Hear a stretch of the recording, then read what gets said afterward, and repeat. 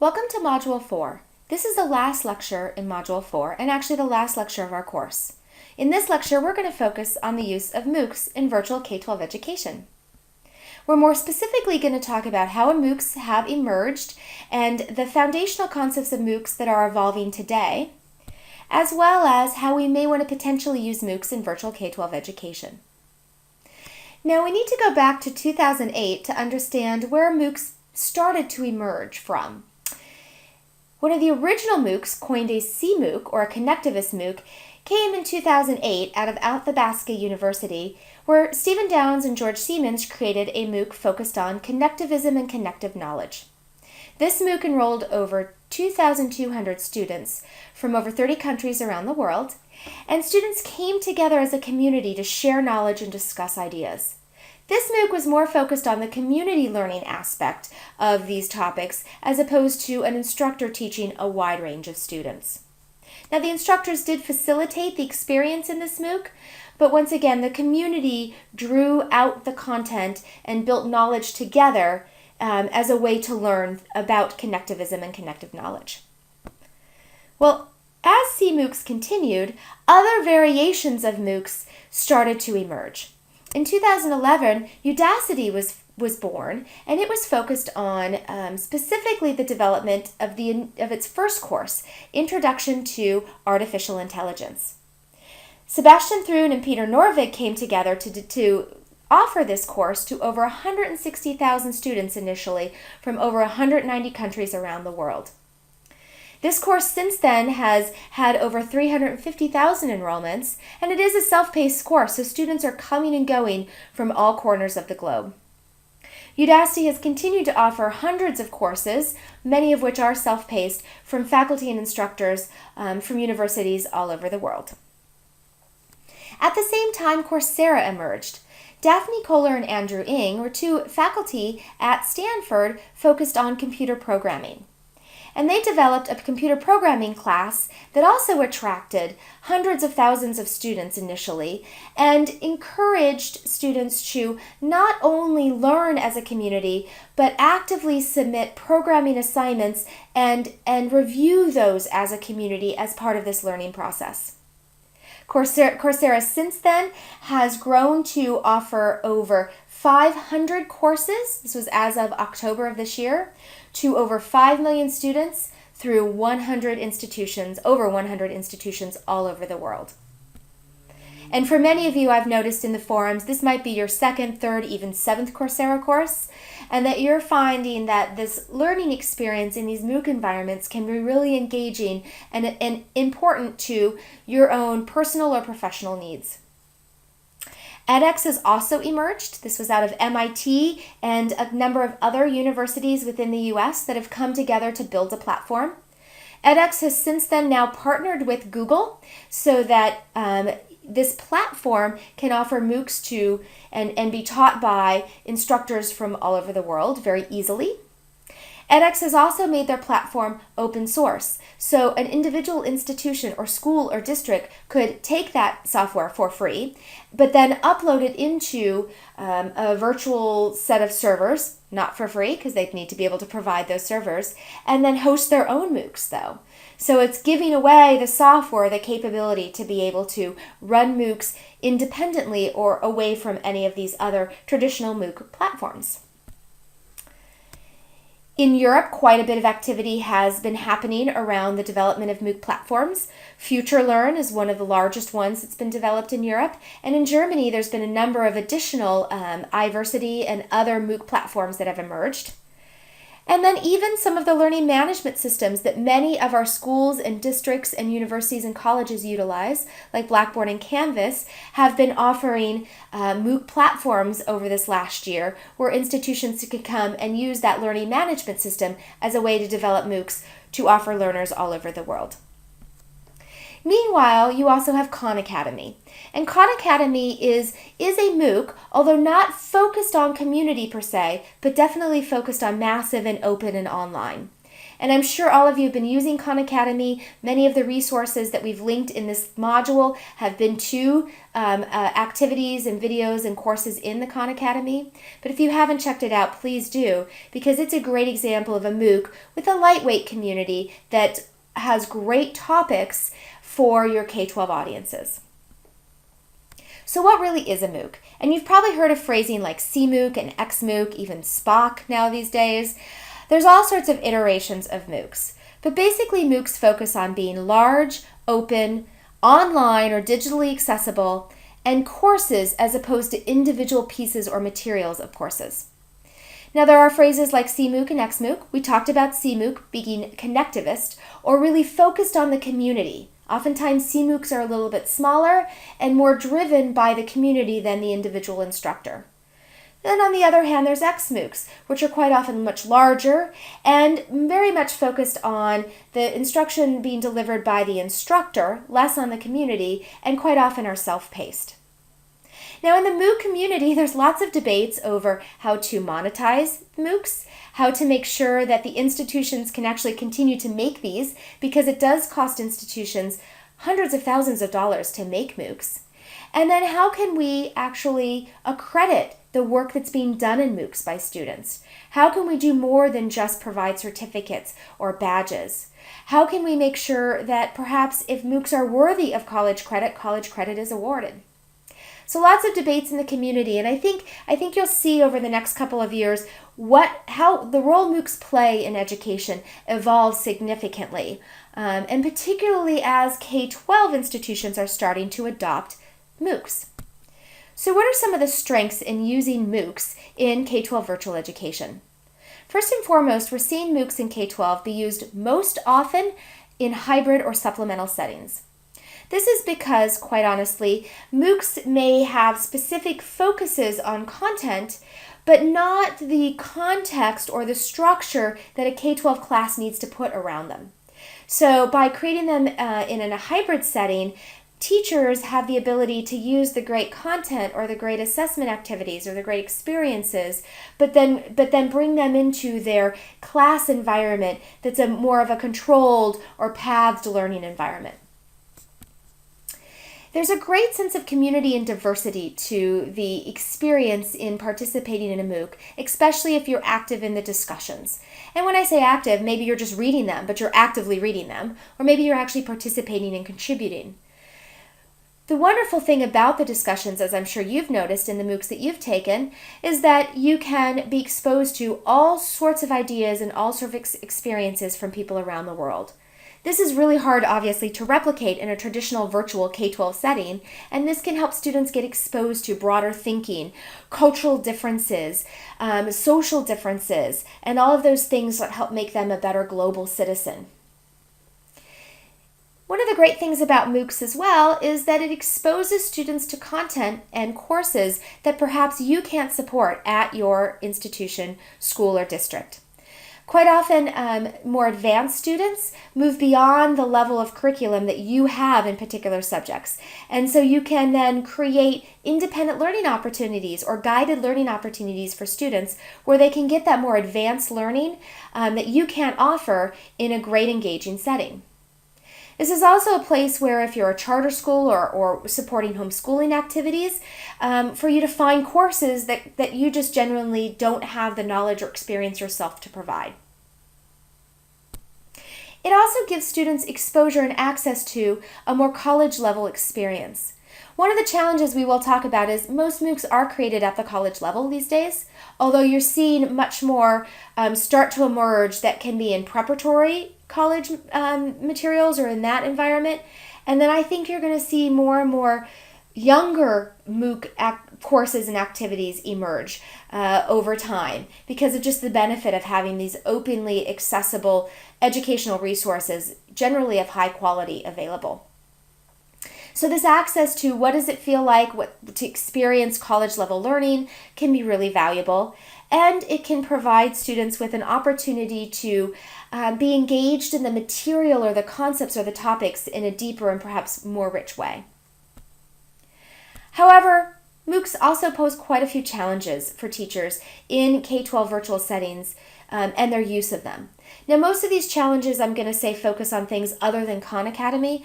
Once again, Khan Academy is designed really nicely for K-12 education, although light on some of the community aspects of the traditional idea of MOOCs, if you can say there's a traditional idea of MOOCs. So one of the challenges is obviously the higher education focus. That can be difficult, especially if you're teaching the younger ages, to find any kind of content that's useful for your classes. There's also inherent in a higher education focus a specificity that may not be appropriate for some of your virtual settings. What I mean by that is a lot of times courses drill down deeply into topics instead of providing a broad exposure to that topic, and that may be too deep of a drill down for some of the courses or classes that your students are participating in. Another challenge is the public forums and the independentness of students in MOOCs. So while public forums can be great for that diversity and exposure to cultures and individuals from all over the world, it can be challenging because not always can that be controlled. Most MOOCs do have staff that at least check forums once a day or once every other day to make sure there isn't any inappropriate posting. But there's lots of activity in those forums, and it's hard for institutions to control for that. So generally, institutions spend lots of money in the development of great resources, and then when it comes time for facilitation, they're a little more light because it's really hard to have and be a super engaged instructor with hundreds of thousands of students. So generally, the forums are fairly well regulated by the community, but you can get some rogue individuals possibly posting inappropriate things or talking about topics inappropriate to your age groups. So being careful with that is really important. And also, because students are independent learners in this environment, they can have difficulty finding self-motivation or knowing how to pace their learning and not save it all for the last minute and then not be able to get anything effectively from that experience. You've probably also been exposed to the varying quality of MOOCs. In fact, I think some folks have commented even on some of the MOOCs that you have taken before this MOOC in being better in certain ways or even not as good in other ways. And that's great. That's a great learning experience for me as an instructor, but that's also great that you're looking at MOOCs not only with what you may learn, but with a critical eye as to what would be the best way and most engaging way for students to learn the material. I encourage you that if you are going to use a MOOC in blended learning, that you take a look at all of the content ahead of time or take the course once yourself before you put your students in the course. If you haven't taken the course, you can reach out to the instructors of the course and ask them for permission to use their course in your blended environment. You don't have to, but you can. And oftentimes they will also give you access to the materials ahead of time so that you can plan the context and the lessons around what's happening in the MOOC. So I encourage you to do that. I know I've been reached out to a number of times and have been more than happy to provide any access to materials if I have it ready before that particular MOOC goes live. Speaking of that, I encourage you not to necessarily use MOOCs that are on their first run in your blended settings. One thing that we've all learned in MOOCs, all of us offering MOOCs, is that no matter how hard you try, inevitably there are going to be mistakes, and you may not necessarily want your K-12 students exposed to quiz question mistakes or content mistakes or challenges that a community might have. Usually those are worked out in the very first iteration of a run of a MOOC, so I encourage you to look at MOOCs that have been run at least once because most often the faculty and the staff have corrected for a lot of those first run beta errors. And then finally, there's still challenges around whether or not MOOCs should be accredited. Can we award more than just a certificate and a badge for completing MOOCs? This makes it challenging perhaps for some of you to adopt MOOCs within your school or district, but I think this will change. I think we're going to see more and more credit offerings emerge, especially with the emergence of competency-based education. Currently with Coursera, there are 10 courses that are approved by the American Council of Education, ACE, for vocational or college level credit. One of them is an algebra course that we do teach with UC Irvine. And so you might want to start seeking some of those opportunities, because if students can get credit while they're doing this for college, that can also help motivate and engage them and expose them once again to those college experiences. Now, what can you do as teachers? First of all, we've talked a lot about creating blended opportunities. But in that, thinking about how to provide context and structure around good MOOCs that you've identified for use. You should also think about aligning assignments to the content and the experiences that your students will have in those MOOCs. I would not encourage you to rely solely on the assessments themselves in MOOCs, particularly some of the peer assessments. While I think they're highly valuable and a great opportunity to learn from your peers, when you have courses that have a wide diversity of students, the effectiveness of those peer assessments can be different, because you may get people coming from different backgrounds and different understandings that, no matter how explicit your rubric is, may not be able to give a consistent level of feedback that you could then feel comfortable using those in your grades or using those in your assessments. So I encourage you to build your own assessments in addition to the assessments that are being used in the MOOCs. I also encourage you to think about how you can use these MOOCs as professional development opportunities, which I bet many of you already are with this course in and of itself. So keep doing that and keep thinking about ways not only to change or perhaps improve your own practice, but what kinds of things, like for example from this course, did you like that I did that you could do in your own virtual education? So you're looking at these not only with the lens of the subject, but the lens of a teacher, and what do I want to do and what wouldn't I ever do in my own classes. Now finally, I want to spend just 1 minute on making a MOOC, because a couple of you have asked, what does it take to make a MOOC? So I just wanted to say a few things about that. I'll also open up a discussion forum where you can ask me other questions. I've helped develop 14 MOOCs now, including this my own, many of which have run a second time, and have talked with lots of MOOC creators all over the world about good things and bad things about developing MOOCs, and I'd be happy to share that if you're interested. But I don't want to spend too much time because it's not the focus of this course. One thing to know is that MOOCs take a long time to create. This MOOC has taken me over 150 hours to create the content in and of itself, let alone help to facilitate and evolve the content as it's run this first time. MOOCs require institutional and organizational support. I say require, I should say that loosely, because you could do this completely on your own, but you really do need a team to help you do this, particularly if you want to get more advanced in some of your video work, or you just want to manage things like that live chat that I did a little bit better. When I had a team, it was much better. I could stay on screen, we could ask each other questions, support the technology. When I had to run that just by myself, it probably wasn't quite as engaging because I had to do too many things at once as I was managing that live chat. So it does take an institution. Many of the MOOC platforms also require arrangements or contracts with an institution. They don't contract just with an individual instructor or faculty member themselves.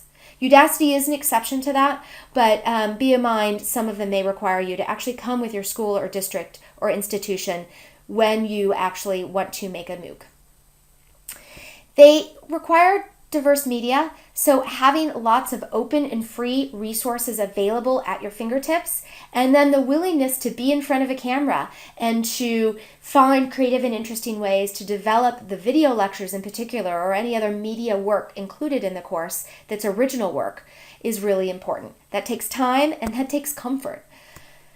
Also, you need to remember, finally, that you're going to be addressing a broad audience, and that no matter how hard you try, you're not going to meet everyone's needs. So I often say it's important to come with a thick skin, or be prepared that not everyone will like your course. Not everyone will find it beneficial. And think about who you want your core audience to be. If it's K-12 students of a certain age, make that your focus. Care about affecting their learning experiences and not worry much about everyone else's, although care about it and deliver high quality content, of course. But know that there's no way, because of the diversity in a MOOC environment, that you can satisfy everyone equally and effectively. So with that, let's dive into our very last question on our very last lecture here to think about. My school is encouraging teachers to use MOOCs in virtual education. And in fact, as a math teacher, I found a good MOOC out there that I'd like to incorporate. But I'm really worried about students and their self-motivation. What are some things that I can do to make sure that students actually use this MOOC productively and effectively? Now, I'll make one last comment. I highly encourage you, as you're thinking about this question, to go to the resource list and read the first article on it provided by Michigan Virtual. That article is a great article to think about the pros and cons of using using MOOCs in K-12 virtual education. I haven't really required readings during this course. I've just provided you with lots of supplemental resources, and you have a ton this week. But if there's only one thing you read this week, I would encourage you to read that article about MOOCs, because it will really open up some ideas, make you aware of some challenges, and even give you a little more history about MOOCs and how they might be used in virtual K-12 education. So enjoy!